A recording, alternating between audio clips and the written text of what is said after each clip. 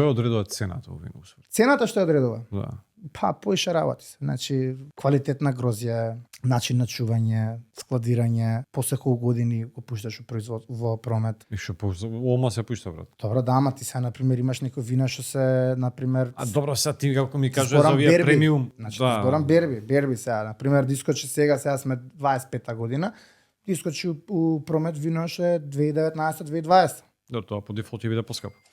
Да, пато што самиот енолог изгубил доста време од тоа, значи. Каде ти е тука прво пошто тие се Што и губиш, ти го правиш виното 2019-та, така. Да, ама гледај сега, И го чуваш. да, ама чекам, малце ти тука имаш и дрвени, пошто сите тие вина се таки скапи, стари вина се чувани во барици. Тие барици не се уште ефтини. Значи сакам ти кажам дека ти тоа вино го чуваш, така ти губиш 3-4 години само учување. Таа инвестиција ти која ќе ја вратиш? Може наредни 10-12 години. Не е тоа туку така, сите што замислуваат. Направи вино, продај го и супер се.